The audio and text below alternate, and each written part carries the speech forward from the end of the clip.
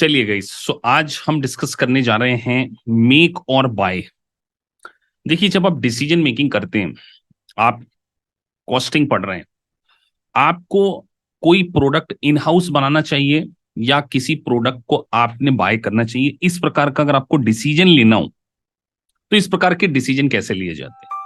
तो यहां पर हम थियोरेटिकल पर्सपेक्टिव से भी और प्रैक्टिकल पर्सपेक्टिव से भी क्या करेंगे, डिस्कस करेंगे कि प्रोडक्ट हमें इंसोर्स करना चाहिए, मतलब इन हाउस मैन्युफैक्चरिंग करना चाहिए या बाजार से बना बनाया खरीद लेना चाहिए।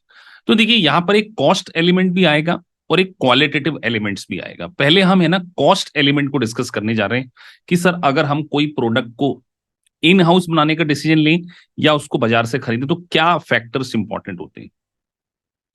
तो एक वर्ड में हाईलाइट कर रहा हूं, if the total relevant cost of production are less than buy. यहां पे मेरा पूरा फोकस किसके ऊपर है कि अगर आपकी रिलेवेंट कॉस्ट, अब आपने अगर पूरे लेक्चर अच्छे से पढ़े हो तो रिलेवेंट कॉस्ट मतलब ऐसी कॉस्ट जो कि अवॉइडेबल होती है, जिसको अगर हम एक डिसीजन लें, मतलब दो अल्टरनेटिव आपके पास हैं कि डिसीजन ए और डिसीजन बी, तो अगर कोई कॉस्ट दोनों में से किसी एक डिसीजन में लग रही है, दोनों में नहीं लग रही है, तो वो क्या कहलाती है, अवॉइडेबल कॉस्ट, या उसको हम कहें रिलेवेंट कॉस्ट। तो रिलेवेंट कॉस्ट को हम बाद में डिस्कस करेंगे। अभी पूरा फोकस है सर बाय करें या मैन्युफैक्चरिंग करें। तो सबसे इंपॉर्टेंट क्या है कि आपकी उस ऑल्टरनेटिव में कॉस्ट किस में कम आ रही है, वही आपके लिए क्या है, इंपॉर्टेंट फैक्टर होगा। सो यहां पर मैंने एक एग्जांपल दी है, when you are suppose to make or buy, there are four number of need to be aware. चार बातों के ऊपर फोकस करना है कि सर कितनी वॉल्यूम बनाना है। अब आपको सोचो, अगर 1 लाख यूनिट बनाना हो, क्या बाजार में 1 लाख यूनिट को एक साथ खरीदा जा सकता है? क्या हमारे पास उतना बड़ा प्लांट की कैपेसिटी है जिसमें हम उस 1 लाख यूनिट का प्रोडक्शन कर ले? तो ये कहीं ना कहीं मेजर डिसीजन होगा कि आपको आउटसोर्सिंग करनी है या इन हाउस प्रोडक्शन करना है। तो वॉल्यूम ऑफ क्वांटिटी इंपॉर्टेंट होगा। सर फिक्स कॉस्ट क्या आएगी? सर 1 लाख यूनिट बनाऊं या 1,000 यूनिट बनाऊं, फैक्ट्री किराए पे लेनी पड़ेगी। तो फैक्ट्री किराए पे लेंगे तो फिक्स कॉस्ट भी लगेगी। ये भी कहीं ना कहीं आपका क्या होगा, एक डिसीजन लेने में आपको क्राइटेरिया होगा। Per unit direct cost, sir किसी प्रोडक्ट को अगर हमने इन हाउस मैन्युफैक्चरिंग करना है तो उसके लिए variable cost like raw material, direct labour, manufacturing expenses क्या क्या लग सकते हैं if you are going to manufacture in house. Sir per unit cost क्या लगेगी अगर मैन्युफैक्चरिंग इन हाउस नहीं करते हैं, बाजार से खरीद लेते हैं, तब क्या आएगा। ये सारा एनालिसिस करने के बाद आप अल्टीमेटली क्या करते हैं कि जिस भी ऑप्शन में आपको कॉस्ट कम पड़ रही है उसी को हम क्या करेंगे, कंसीडर करेंगे। एक एग्जांपल है, आप देख रहे हैं, hints company currently produce each component, part of it stop selling wages but can purchase from outside. तो आउटसाइड में आप $8 में एक यूनिट को $8 में खरीद सकते हैं। आपको 35,000 यूनिट्स की रिक्वायरमेंट है, तो सर बाजार से $8 में मिल रही है एक यूनिट, 35 चाहिए। अब इसकी इन हाउस मैन्युफैक्चरिंग कॉस्ट दी है। देखिए, इन हाउस मैन्युफैक्चरिंग कॉस्ट में $4 जो आपका लग रहा है वो मैन्युफैक्चरिंग लग रहा है, 2.5 डायरेक्ट लेबर लग रहा है, 1 आपका वेरिएबल। तो सर 4 और 2.5 हो गया 6.5, 7.5 तो आपका सीधे वेरिएबल कॉस्ट लग रही। अगर इन हाउस मैन्युफैक्चरिंग करते हैं तो 7.5 लगेगा, बाजार से 8 में मिल रहा। अब सर ये फिक्स कॉस्ट को लें या ना लें, बस ये इंपॉर्टेंट है।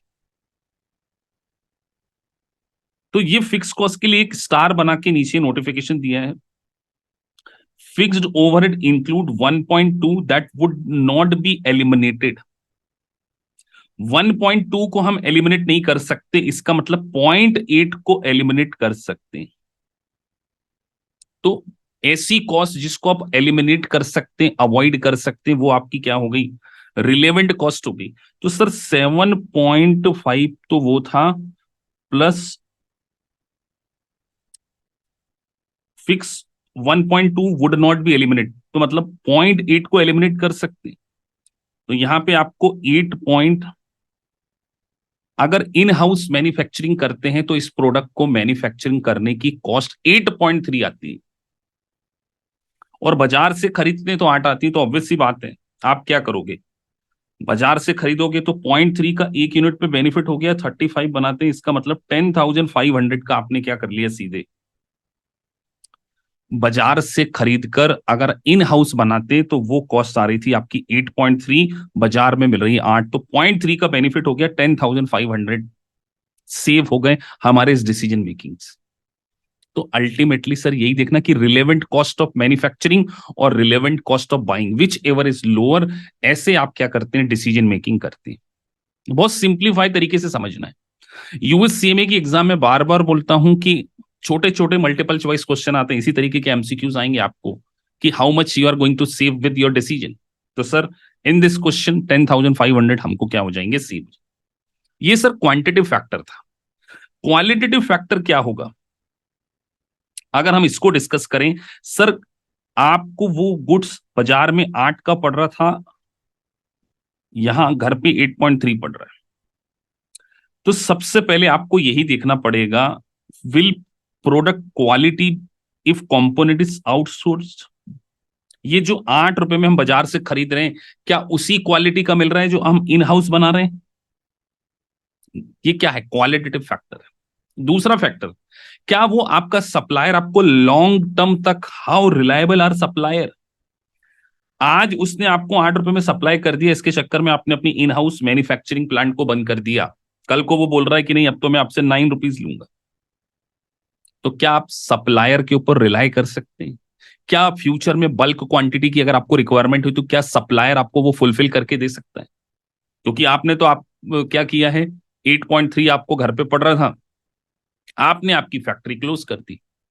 तो ये सारे पैरामीटर्स भी आपको डिसीजन मेकिंग के समय लेने पड़ेंगे। तो मैं यहां बार बार बोल रहा हूं कि रिलेवेंट कॉस्ट, मतलब दो पैरामीटर में जहां पर रिलेवेंट कॉस्ट लो आती है उसको चूज तो करें, बट क्वालिटेटिव फैक्टर को भी आपने क्या करना है, कंसीडर करना है व्हाइल टेकिंग ऑफ डिसीजन। यही आपका क्या है, मेक और बाय का डिसीजन, जो आप अपनी डे टू डे मैन्युफैक्चरिंग जो प्रोसेस होती है उसमें लेते रहते हैं। ये डिसीजन मेकिंग का बड़ा इंपॉर्टेंट एस्पेक्ट हम क्या कर रहे हैं, डिस्कस कर रहे हैं। चलिए आगे बढ़ते हैं।